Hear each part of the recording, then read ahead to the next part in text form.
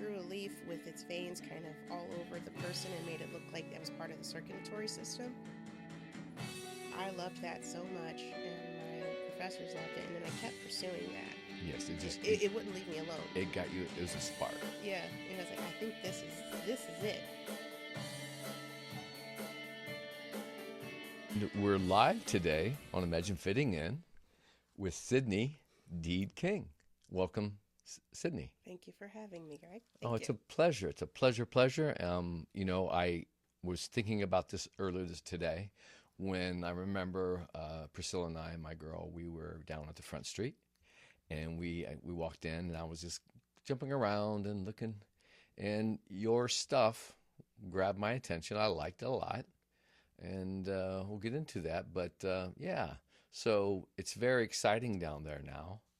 And this is coming from a person who literally moved away in 1984 from Dayton, coming back about 34 years later, and just see a new revitalization, and it's like really cool. Love it. So anyway, usually the podcast is all about mentors, healthy lives, and community. And pretty much everybody has had a mentor or being mentored, or they're, mentoring somebody else. And I'm just trying to, in my career, and I've mentioned this many times in episodes, that my essence, I'm an artist, but my passion has been fitness. Mm-hmm. And you can see I participate in a number of mediums between like drums and singing and painting and photography, and now a podcast. Well, I've just been getting into podcasts now, so this is fun for me. Okay, cool.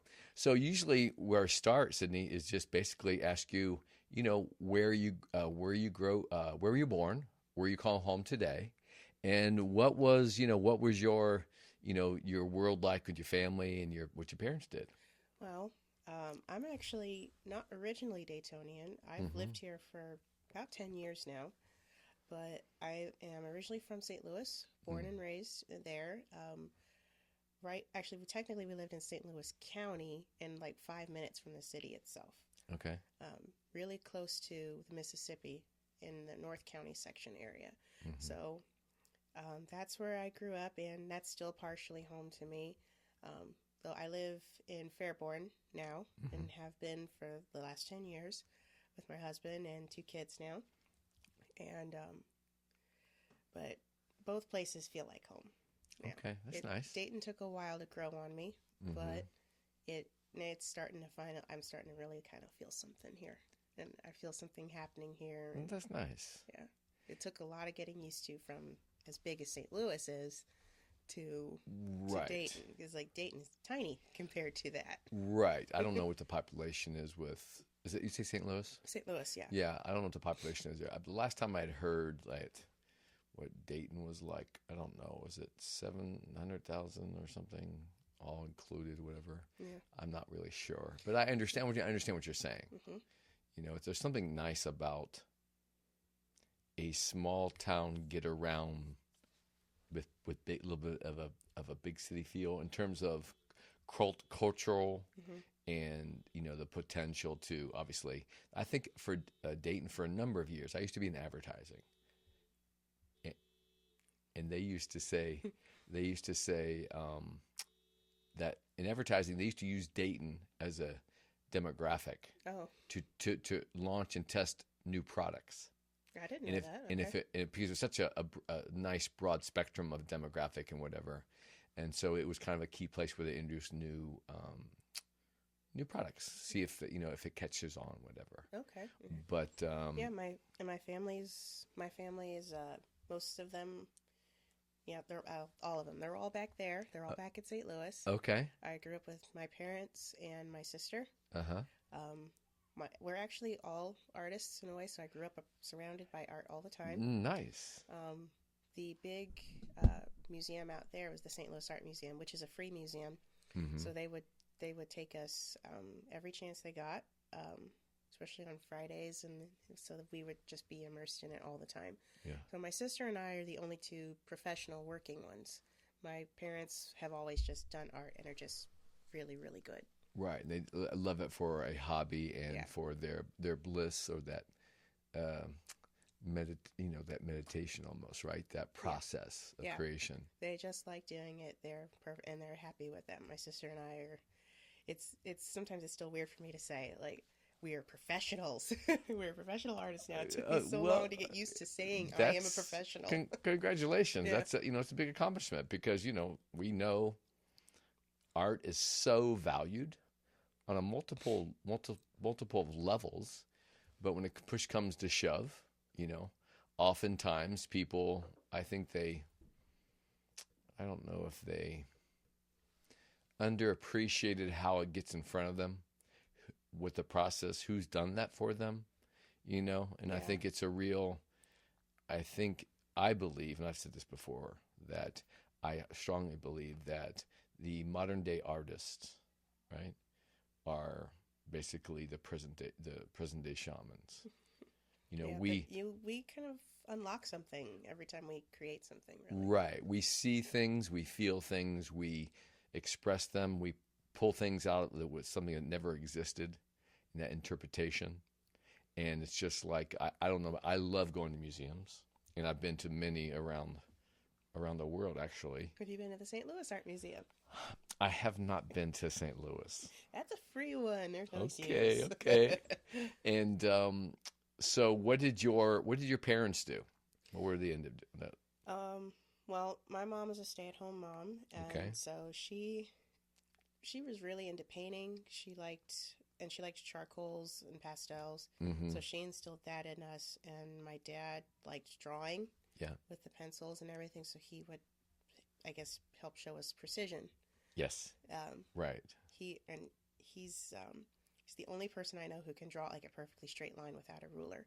Really? Because he used to be he's retired now, but he was a civil engineer. Oh, nice. And back when they had to do it all with pens and paper and Right. pencils, draw it all by hand. Listen, I was in commercial art way back in the day before computers, and we had all the pen and ink. And believe me, I know that life, whatever that world. I was never an engineer because math wasn't my thing, and straight lines. I was always a free form, flowing kind of guy. And but I can still do. I was a sign painter, Mm-hmm. and I can still do calligraphy and I pen and ink. I loved calligraphy. Yeah. That was quite fun. So yeah, my parents just kind of they didn't really force it on us, but they kind of just encouraged it. Exposed it, encouraged it as Yeah. obviously they see it as a very viable, kind of a relaxation technique, a time to place to be in your own head and space and world. And then, so but you guys were attracted both. Yes. Huh? Yes, we did. Nice. So is your sister, where is she practicing her craft? She works out in St. Louis still. Okay. Just moved into her new apartment and studio, and she is a painter. She's very different. She does very different work from me. Mm-hmm.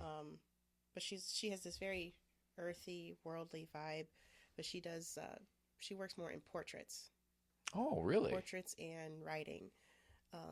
She is really good at portraits, and her self-portraits are incredible. I call her like my own little modern day Frida Kahlo because she does self-portraits so well. Yeah. And every time she makes somebody who's just supposed to be abstract, like Yes. an abstract person, Yes. for her work, it's always her features. Okay. And she captures it so well. Mm-hmm. And so she's wonderful at portraits and And people, and that's just not. I can't grasp that. Yes, that's tough. Mm-hmm. What about what kind of medium she uses? Acrylic or oils? She uses pastels. Pastels. That's impressive. Charcoals. Yeah. That took some. My mom kept. That is one she kept kind of pushing on us to really work on and perfect, and I hated it at the time because I didn't mind getting my hands dirty. I just didn't like taking my time with the process with the pastels, but now I thank her for that because now I really enjoy getting my hands dirty so every once in a while and just pushing the medium around with my hands and getting the result. Now, when did you realize early on, did you have any kind of aha moment when you're young that This was your path, or did you have other thoughts when you were younger and like going to school, when you were in school and stuff? Well, actually, when I was 5, I remember my very first dream job. I wanted to be a paleontologist. Paleontologist. Mm-hmm. Help me with that. Remind me. That's the scientist that studies dinosaurs. Oh, okay. Yeah. Awesome. Dinosaurs. That's cool. So what? Okay. Yeah, so I wanted to be some kind of scientist or something too. Huh. But I just really enjoyed art and making art and how it made me feel doing that. Did you draw dinosaurs? Of course I did. I had a whole like encyclopedia like this big of And you still have the work? I still have that encyclopedia. I could name like every dinosaur in Right, the but book. what I'm saying, do you have dinosaur illustrations and stuff? Do you draw them and stuff? Not so much anymore. Okay, you did back in the day. But I did. You still have them? I think my parents do. I think they have a couple of them. That'd be fascinating, right? I'm sure that like a throwback, like looking at photographs. Mm-hmm. I mean, I don't know about you, but when you look at an old photograph, Mm-hmm. it just like kind of takes you right back. And oh my gosh, of course, a piece of artwork, right? Mm-hmm. I can look at every piece of artwork here. Mm-hmm. I can remember how it was inspired, right? Where how you kind of felt in general, what was going on in your environment. Mm-hmm. I think it's a real kind of an active visual journal. You know what I mean? Is. Yeah, I keep my old sketchbooks for that reason, like to look back and see how I've grown and stuff. But yeah, I think I didn't realize I wanted to actually like pursue professional art until I got to about the end of high school. Okay. Now, when you were in high school, do you remember any teachers or any persons that influenced you? I had. Do you remember? Yeah, I had a couple. One was my art teacher. I had a couple art teachers. Ms. Galbraith and Ms. Kurtz, they ran art club together. Mm-hmm. And they were really good at helping me not be afraid to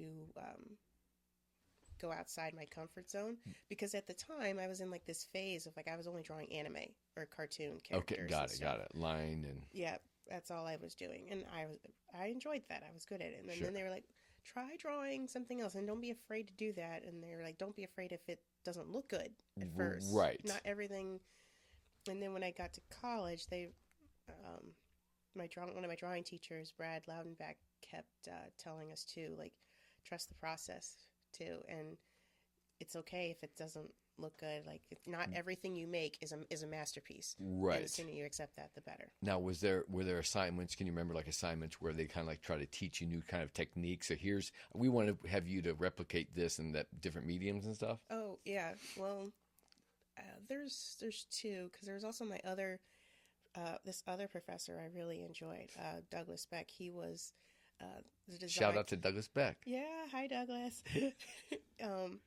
He was the design teacher, and designed 2D and designed 3D. Design 3D, for our final exam, we had to make this functioning living room out of cardboard. Oh boy.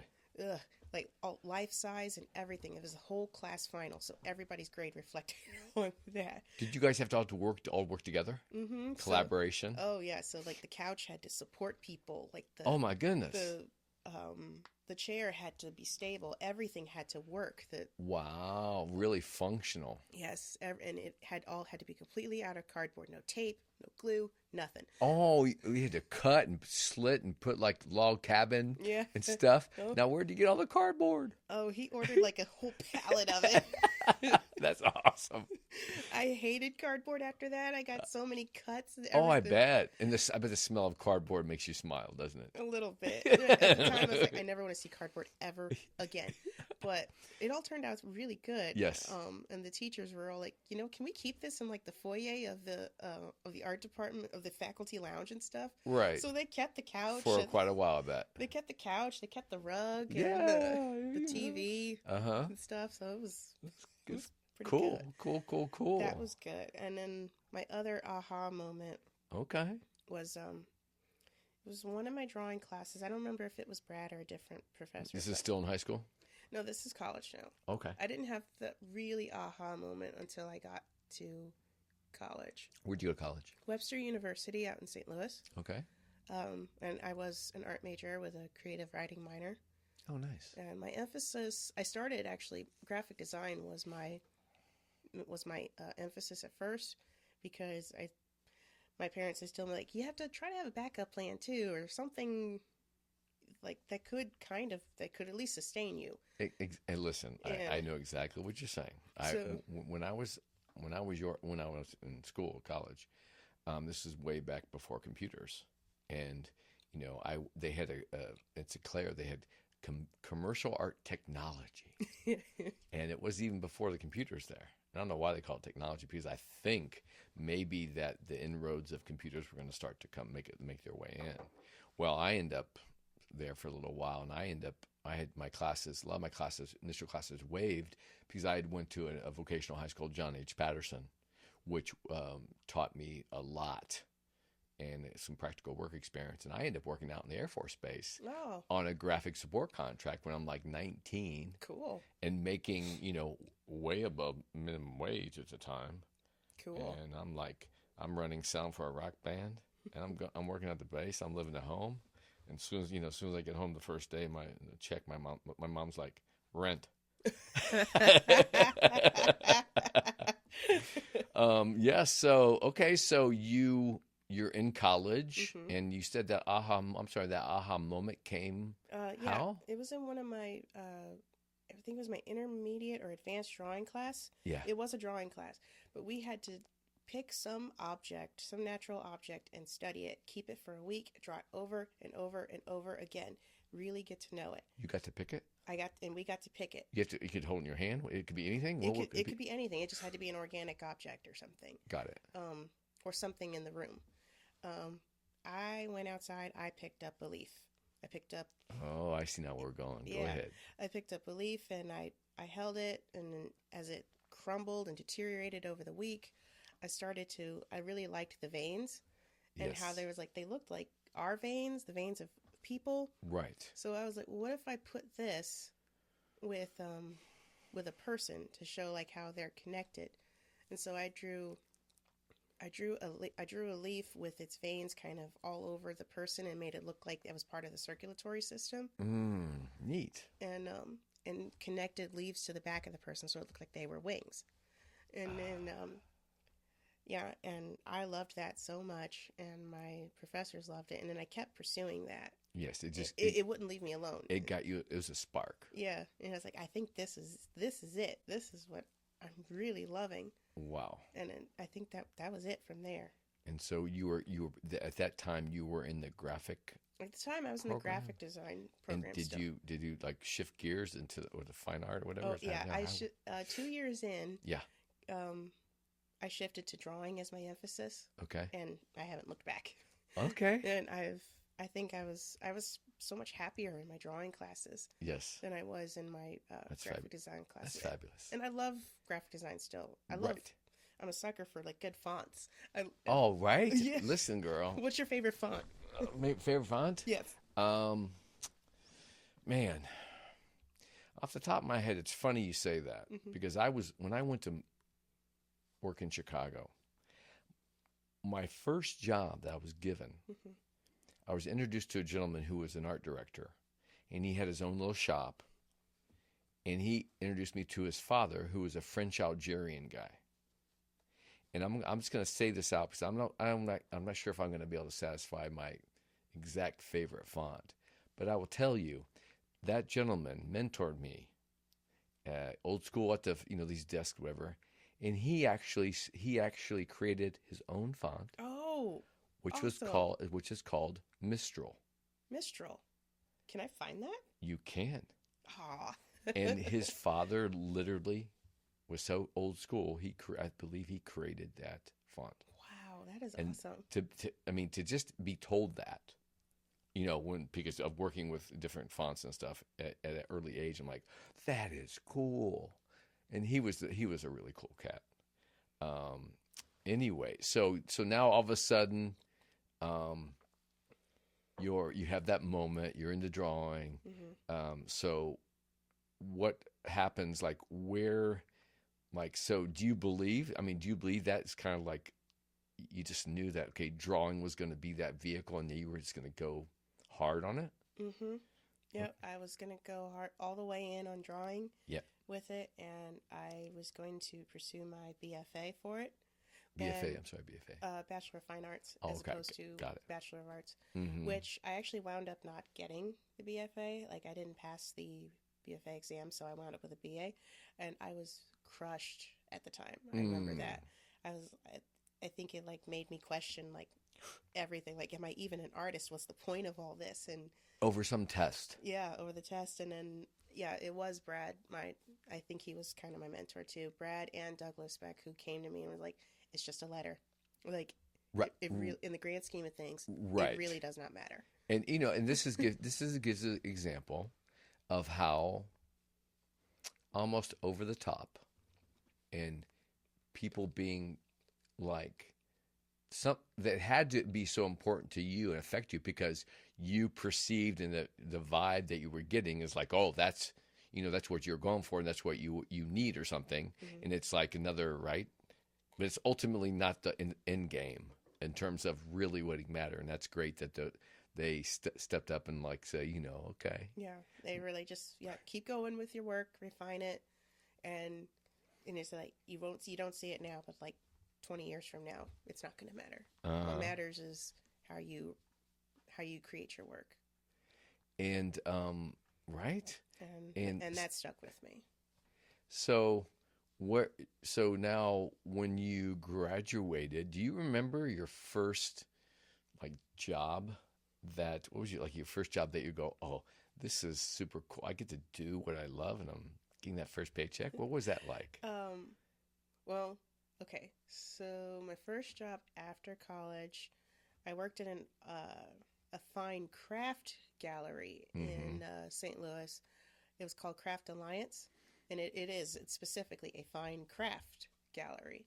So it had ceramics and glass and fiber, all sorts of stuff like that. And then on the other side of it, it was a small studio, so they had classes and stuff in there. Mm-hmm.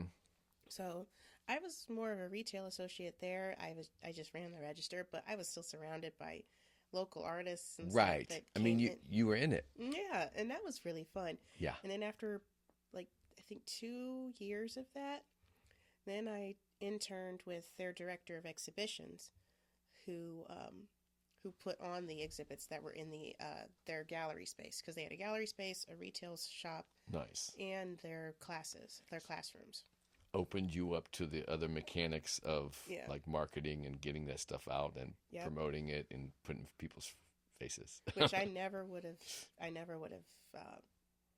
realized how much work went into running a gallery in itself. Right. Because we didn't get to do a whole lot of that in college. There was a student gallery that was there in the art department, but we didn't get to do a whole lot with it until you were a senior. Right. And then it was still just it's kind of a there. minor like little thing, like right? Sweep, dust, make sure people don't touch the art. Right. That's it.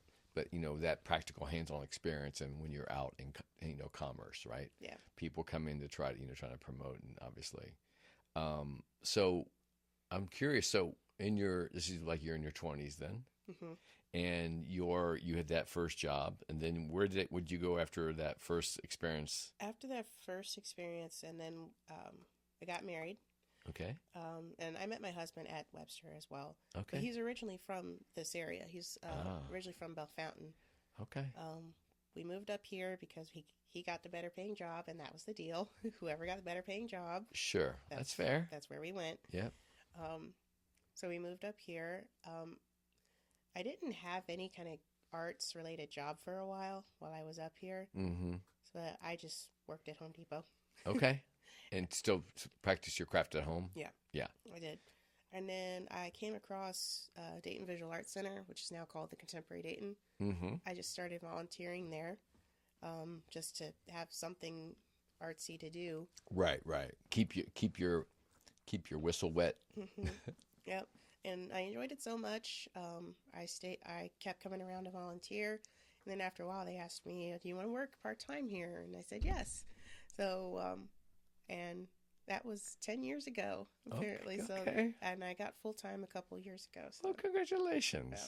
That's great. Yeah. It's great to hear. Again, I mean, I just can't. Have you see all these words appear, and one of them is purpose. And I don't know why I didn't put passion, because when you find something that you're passionate about, God bless my father. He would say to me, find something you love and you'll never work a day in your life. Yeah, it doesn't. You know what I mean? And life is hard. It's a challenge at times. But man, the whole thing about, well, I've made it up the ladder. Well, you're on the wrong ladder. And ultimately, that kind of thing. But so that's really, really cool. And so your integration. So when I walked in the front street, that integration of technology to nature and those works, that really got me. It just like, that is cool. Not only were the colors and the texture, I had to look closer, and I'm a big, color pastel and even pencil, that control, that kind of fine tune, the chalky, not shiny, don't have to deal with wet and dry stuff. You can write, you can go at it, and there's whatever. So you kind of talked about that, but what led you to combine the two? It's like, because now it's like, not, you're veining the leaves to the body. And now, is this a recent series and kind of thing? When did when did I start doing the technology part? Yeah, the technology part. It spun off from the figures. So I think you saw one there was one piece in there that had a figure with leaves attached to it. Yes. That's how they all used to be.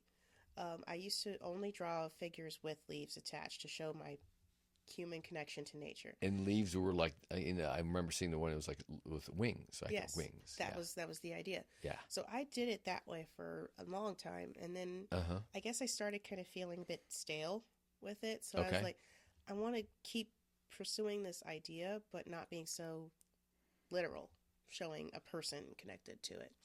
So I kept thinking, what can I show instead that how can I still show that bond without actually having like a person? Right. So I was, what could I use to stand for humanity? So I thought, well, technology is a very human thing. What if I just played with it one day. I was just doodling in the sketchbook, and I drew a circuit board because I always liked the look of those. Yes. I like the lines and just how they kind of are perfectly straight and go every which way. I guess that's a bit of my father. I was just gonna say, remind you of your father. Yeah, that's cool. What's your dad's name? His name is Don. Don? Yes. Is it Don? D-O-N. Don. Don Deed. Don Deed. Shout out to Don Deed. Hi, Daddy. Okay, cool. And so once I paired the circuit board lines on top of a leaf. Yes. And then I was like, and drew the leaf veins with it. I was like, this is kind of neat. I really like the juxtaposition of the organic forms with this rigidness of... That really caught my eye. Yeah. And so I was like, oh, this is kind of fun. So I kept doing that, and they just kind of expanded after that.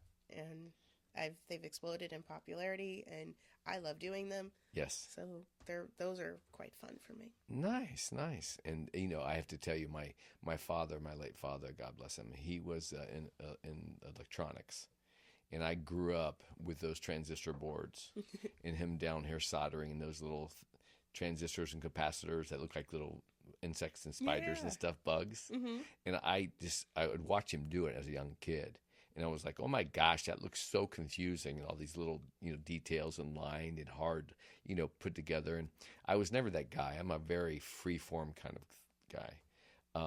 But when I saw it at the Front Street, it gave me, it was kind of profound, because the way what we're experiencing today now, and it was always on that verge of going that direction, where as much as technology is supportive for us, and it's a key part of our lives now, and how that organic, when you went from bodies and persons, but you were still being organic with the leaves and nature, which we are essence, we are all organic, right? Mm-hmm. And even the metals from the ground are manipulated. So when I saw that, it really was like, whoa, this is awesome, because it's like a shout out. To me, it felt like a shout out reminder to that are, as you mentioned, that organic humanity essence of us as human beings, while we are moving along, and this technology is almost inescapable to a degree Oh, thank you. in terms Yeah. of function. I'm kind of pushing towards that. It's like showing our hand in nature and how we use it to use technology sometimes to shape nature, how we want it to be, because we want plants to last longer, grow bigger, taste better. And I like showing maybe how would that look if we really see it, like coursing through it. Right. Yeah. As you know, in terms of what separates us from, right, the animal kingdom and all other living creatures is our conscience, in that we're the only creature that is capable of changing our environment. All the other creatures have to make adaptations. Yeah. Right? But we're the one who we as human beings, right? We can manipulate our environments to, juxtapose the position in our favor. And as we know, you can always, obviously, anything can get out of hand. And I think that it was really refreshing. I was very inspired by it. It would just really talk to me. And I'm sure other people feel the same way, or the kind of connection, because there's no way to escape technology. And it's a wonderful reminder of that organic nature and essence of us. And it's like, it was just really, really touched me. And it was like, and plus with your fabulous colors Thank you. and your combinations. So I love it. Thank you. And you asked why I combine like color pencil with watercolors and pastels and stuff. It actually, at first, it kind of stemmed from some of what my teachers in college told me not to do. They told me you can't combine pastels with color pencils because they don't. And you said no. They don't mesh well, right? Or work together well texturally. They don't. And you were up for a challenge. Yeah, I basically was like, I think I could try that. Okay. Good for you. Yeah, and I kind of see it as like, you learn the rules like a pro so you can break them like an artist. There you go. Yeah. I love it. So you were a real explorer, adventurer. I love it. That's one of the words, adventure. Yeah. Right? Yeah. Stepping out. Nice. So how do you know just what to draw or capture? Like what inspires you of, like, I don't know. I'm going to make an assumption. I may be wrong. Is it nature that you start with? And like those circuit board things they're really interesting because it's a really powerful indicator, even subtle, but it's so awesome. Thank you. So how do you end up figuring out how are you drawing or capturing that? Well, usually I kind of, the idea comes in my head of what I want to draw, and then I spend some time kind of looking for the right leaf to put it on. Okay. Sometimes I've kind of trained my son. He'll be 6 in a couple of weeks. He brings me leaves. Okay. You're like, Mommy, this one's pretty. Do you want to draw this one? Nice. And I'll keep a couple of them. And, okay. Yeah, if I'm just out walking and I see one that's pretty, I will grab one and just bring it home with me. Right. And with the circuit boards, I just search different looking circuits that I like, and I keep finding different ways that they move and the way that the lines work, because I keep thinking like they're so rigid, they're always squares, but no, that's not true. A lot of them are round or triangular, and I really enjoy that. I'd be curious. I'm just off the top of my head, I'm thinking like, I wonder, because stuff is getting so small that if you looked under a magnifying glass or something, like under, like, because stuff's getting so small, like it's like we know that the things that we were familiar of seeing, and it's like indicating, but it's really cool, and it's awesome that your son at an early age. Now let me ask you: Do you end up taking photographs? If you have a leaf like, oh, this is awesome, do you take a photograph to back it up? Because won't that leaf kind of die and change? Yes, it will eventually. Yeah. So do you take photographs of it? I do. I have a ton of leaf pictures in my phone because by the time I get around sometimes to drawing certain leaves, like it's already crumbled to pieces. I'm trying to keep this alive, Mama. So yeah, I take pictures of a lot of them. Nice. And I also do research with like mushrooms and stuff. So I draw a lot of mushrooms. Love mushrooms right now. Yes. So I have And to. that's the other image that I saw, and I think that was really captivating. Yeah. So I have to draw those from other pictures as well that I see. And I think that it's very prevalent these days right now in terms of the mushrooms and what we know about it. And my nephew told me this. He's like, "Do you know?" And again, I'm paraphrasing here. I'm not quite sure how he exactly said it, but supposedly the DNA structure of the mushroom, it's literally where all life forms first began, mushrooms, and it's similar to our genetic makeup. Like we have a lot of DNA common with the mushroom, literally ourselves as a species, obviously over millions of years of evolution. See, now an idea's turning in my head. Okay, I all might, right. like, pair some like bones with mushrooms growing out of it or something. Okay, I don't know. Nice. So I have to ask the artist, what's your favorite color and why? Yellow is my favorite color. Yellow. Like, and why yellow? It always makes me happy, and not a lot of people say like, "Oh, you look so good in yellow." It's a very bright color, and I love bright colors. Yeah. Yellow always just kind of makes me warm inside, makes me happy, and yeah, that's why I like it. I love yellow cars and just it's fun. And not a lot of people like yellow, right? But that one is just one of my. I've always gravitated toward it because I never liked pink or purple or anything like that. Something more warm. Always sunshiny. Yeah. It's funny because I just wore a yellow shirt yesterday, and I wore it. I remember looking at myself and going, "Do I feel that today?" like can I pull this off? And I don't know why that thought came across my mind, but you don't see very many people wearing yellow. To be honest, and it's I guess that's usually how people find me. She is a yellow. How do you get your color so vivid? I mean, you said you use pastel, watercolor, and is that a regular that trifecta? The watercolor, color pencil, and pastel, is that a typical trifecta for you? Usually, what I use to get my color so vivid, I use layers, many layers, and I use I don't know if you've heard of these pencils. They're called ink tints.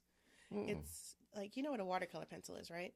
Sorta. Okay, so a watercolor pencil is like it's just the watercolor inside, and you wet it, and it turns into the paint.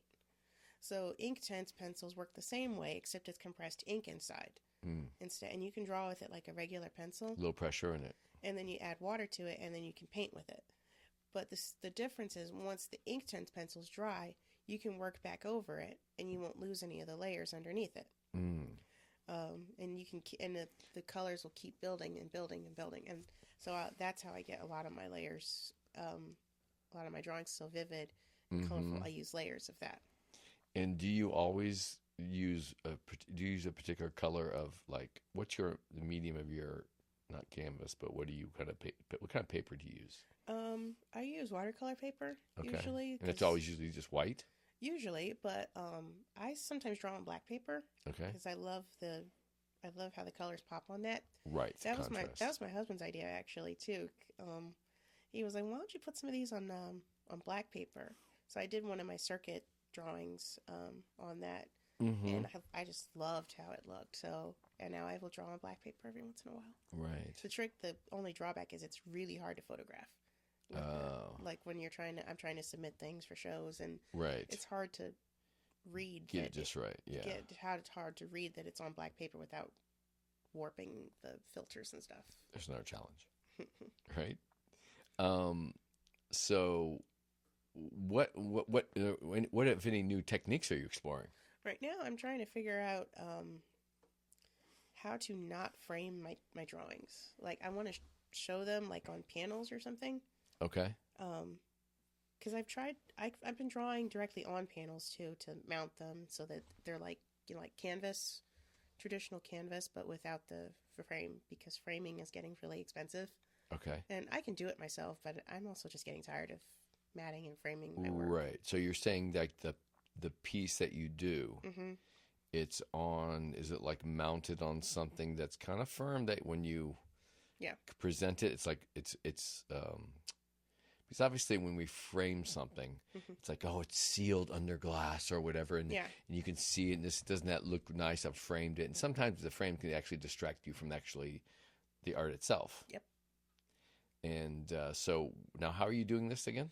I'm trying to figure out, like, I've been buying like smaller panels, like 5x5s, 8x8s to play with to see if I can use the same materials on these panels and make my drawings still come out the same way.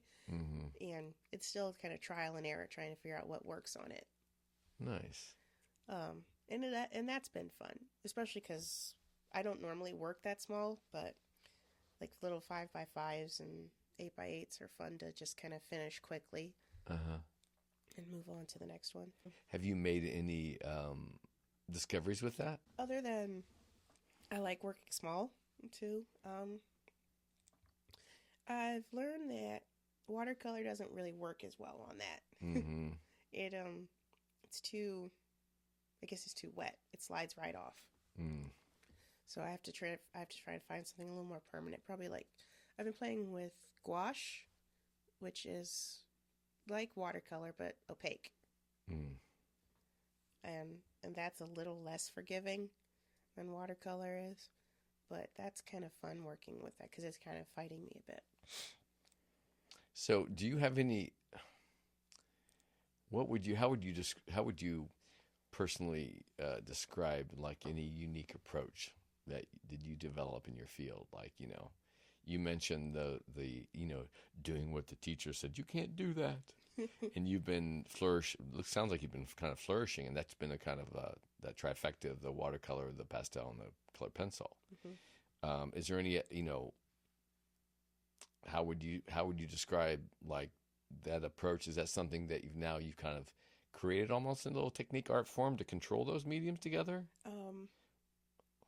Well, I suppose how I go in to approach it, I start with one medium at a time, and then I let it dry, and then I go back in and do it.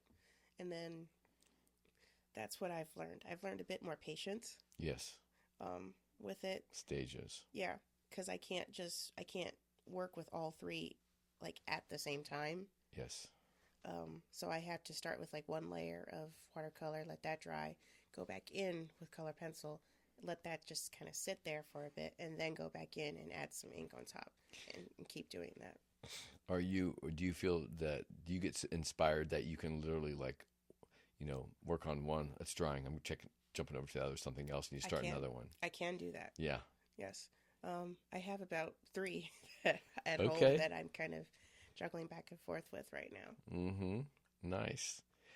So on a kind of business type thing, and how do you approach building professional relationships these days in terms of as an artist?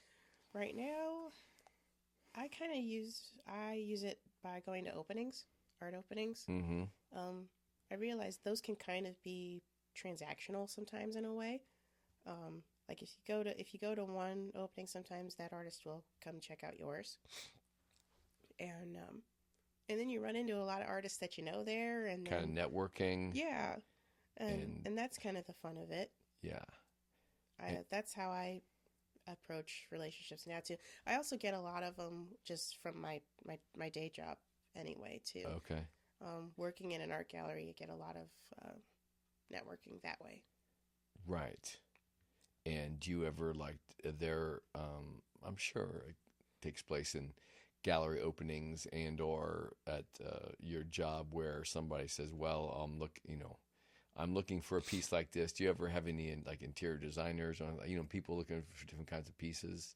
Yep, we actually do that a little bit at the Contemporary Dayton, something like that. It's called Art Source, where we have like businesses will come to us and say like, we're looking for art to go in this lobby or this wing of the hospital. Who can you recommend for that? Right. And we put together like a package of artists that we know that do the kind of work that they're looking for. Yeah, I got to give a shout out to Lori Doherty. Doherty. Sorry, Lori. Hi, Lori. Hi, Lori. Yeah, because she's been just so sweet. As I gotten back to Dayton, and I've been busy with the podcast, and I mainly do fitness right now. But I'm looking to try to do a showing. I'm not quite at the stage where I'm in a position to like actually get set up, and that's not quite in full blown into like the front street type thing. But I do have quite a bit of work over the years that I've worked on that some of it's political, a lot of graphic, some of it's just messaging and just, vibe-ish all across the board, from like, replicating a Picasso to creating my own abstract to some political stuff. I think you fit right in at Front Street. Yeah, right? Yeah. I have quite a few pieces. I have some really large pieces that I did, and for whatever reason, the first largest one was one that's behind you. It's called Enthuse. Yes, I love this one because I love the colors. Right. I took a little bit of regular paint and I added a little bit of fluorescent paint in each one of the colors to pop it. So that led me on to larger canvases. I never really did that before, and I did some. At the time, I just happened to do some fun stuff, and then I did some political stuff because I felt like it was just in me. Something, when we, as artists, right, when you have something that you have to sketch it down, you put it down like, okay, I have to do this. This is what I'm doing. And so most of my work right now that I have I'm looking to show is probably from like a 2 or 3 year period that I was just like all in again, and I was just going like a madman. So I was going to ask you what, if you could go back in time and give your 18-year-old self any piece of advice in terms, it sounds like you had a really cool ride, great teachers, found your guy even there in your place, your school. And what would it be if you could give any advice you give your 18-year-old self? I would say, I would say, try to do the travel abroad thing. You take advantage of that a bit more. I did not do that when I was at Webster, and I wish I did so badly. Okay. They had this travel abroad program for the art students where they could go to. Oh, they right. They could go to Venice and like. Yeah, right. And I didn't go. Or you've never been to the Louvre? Nope, and that is one of my number one places I have to go. I've been there a few times. My late sister, God bless her, she married a Frenchman way back in the day. Oh. So I've been to Paris many times. Yeah, I went out of the country the first time last year. Okay, where'd you go? We went to Cancun. Okay, what'd you think? Oh, I loved it. Just getting out, right? Just getting out of the country was incredible. Yeah, right? Yeah. Okay. Now, what does, I always ask people because, imagine fitting in. This is about, we're trying to encourage and inspire lives, young and old, right? If you have that passion or you're whatever. And these conversations are all about, I always tell people, I don't know what I'm doing. I just love to hear people's stories, how they were, you were mentored, people influenced you, realize how powerful that is, and that we have to remind ourselves that we're always can pass it forward, and there's nuggets, right? No matter how old you are, what your place is, the conversation like this, right?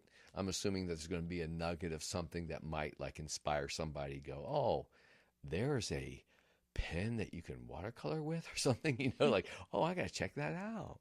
So, to inspire the arts or to kind of like, push people to, number one, right? We know this as artists, that it doesn't matter what you do.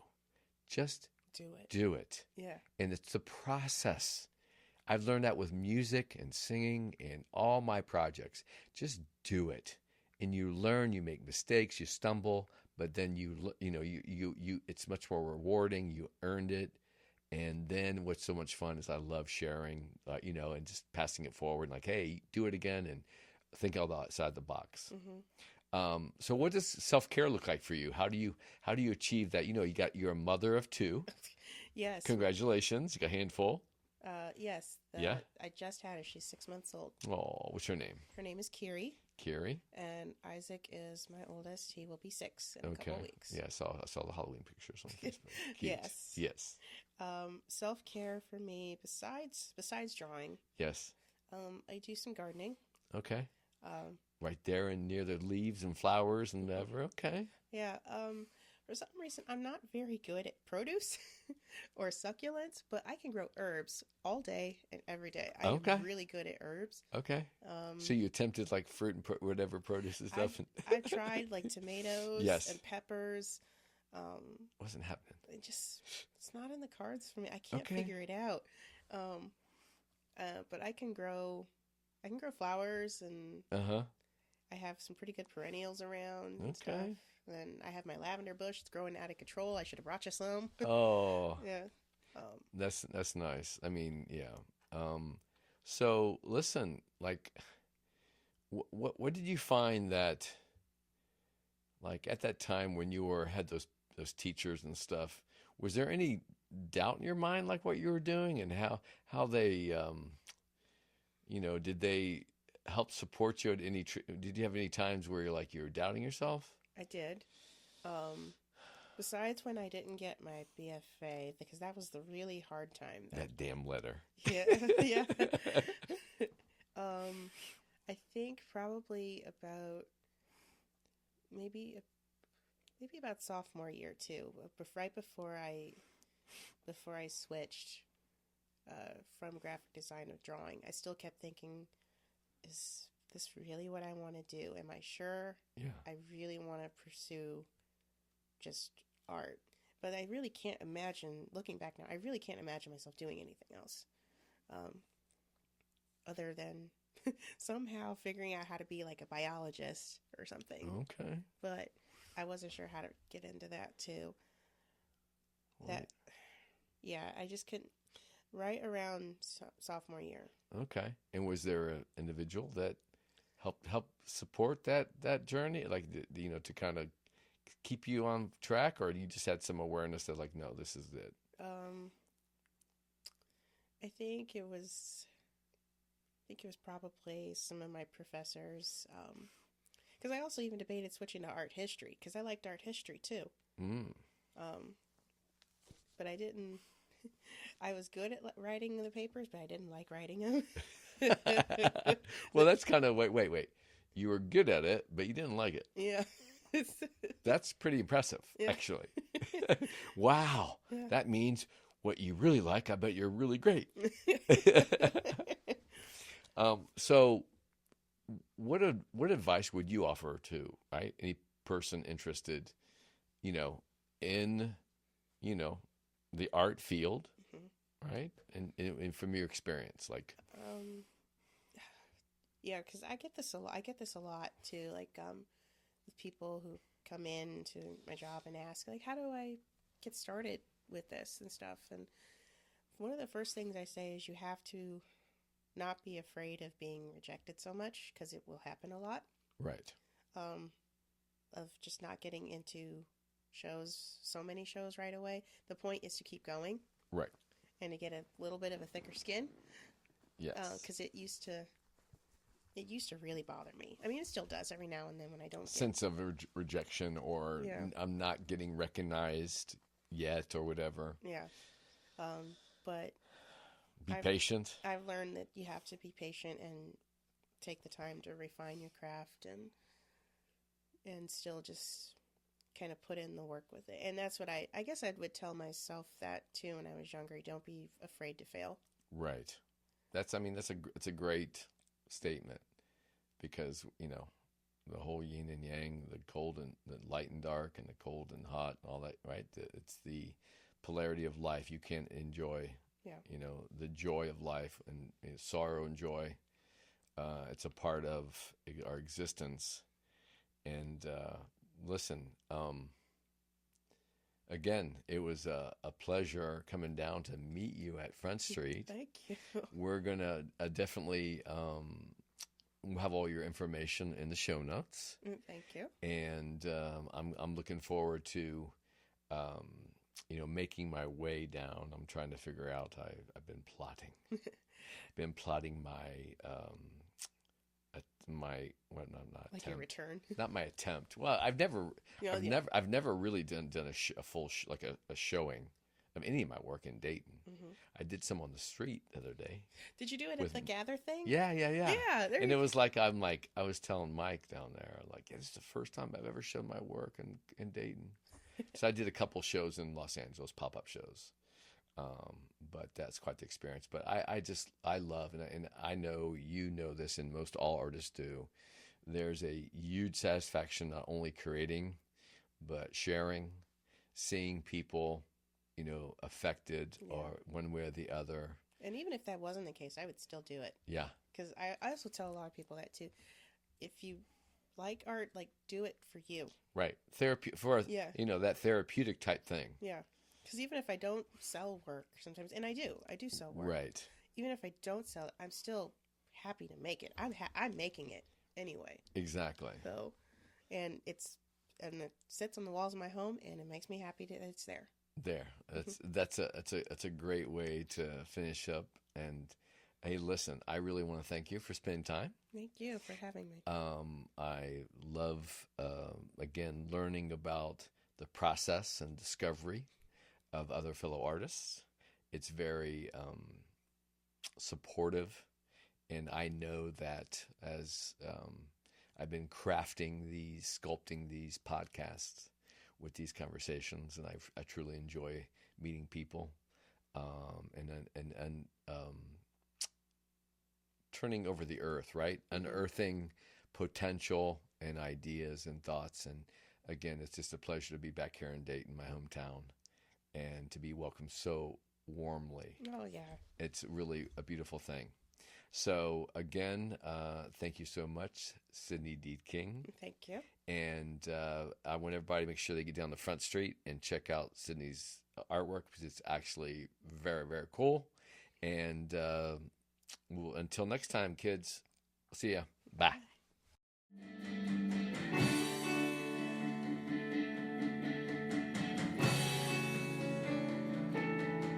Professor!